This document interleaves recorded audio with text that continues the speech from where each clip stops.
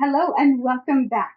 Let's take a look at last week's corrections and notes, or some of them. The first one is there are 10 colors. This is what the student said. They are 10 colors. I also often hear as another example something like these. We are 4, you are 5. When we're talking about the number of people in a group. Now, this can apply to not just people, obviously, it can apply to other things as well. These are not correct. They may be direct translations from your language, but this is not how we express the existence of something or describe its existence in English. We will say, there are 10 colors. Be very careful here to pronounce both R sounds. There are. We can't say they are or they're 10. We have to say both. There are 10 colors. When we're talking about a group of people, we would say there are 4 of us. 4 of us. Now here, pause the video and tell me how would we correct this one?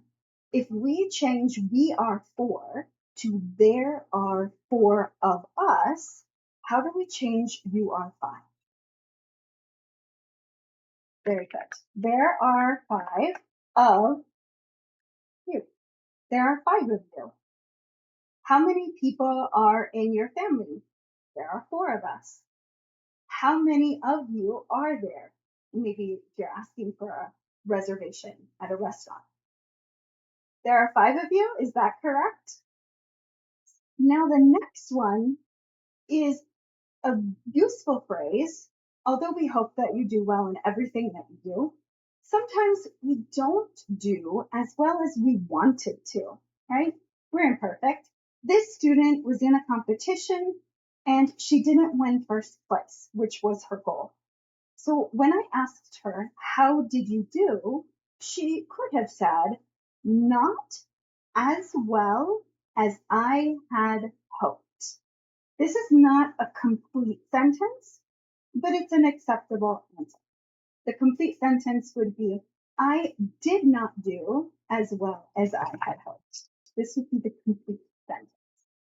Since we're talking about complete sentences, let's move on to this one because they're connected.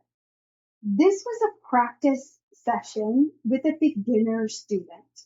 I was asking, what's that? And circling object on the screen.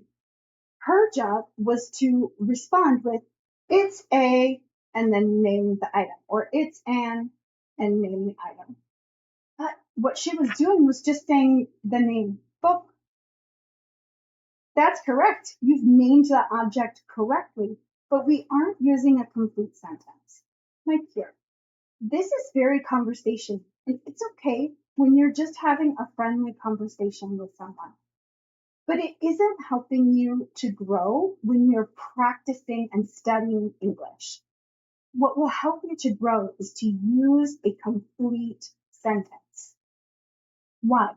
Because it helps to reinforce or make stronger your ability to use and your understanding of grammar, which is, let's be honest, boring for almost everyone. So if you can use complete sentences when you're practicing, it makes it a little bit less boring. I know it's still a little boring, but it's a little less. The next one is a useful phrasal verb, to straighten up. We use this more than tidy in North American English, but they mean the same. They're not really cleaning, they're not disinfecting, they're just putting things where they go. Maybe you might do a little light cleaning, but nothing very serious. Mostly you're just putting things away where they go, putting the book back on the bookshelf, putting the clothes back in the closet. That's to straighten up. Now the last one here, well, not the last one, but the next one will be in another video because it's too long. The difference between see, look, and watch.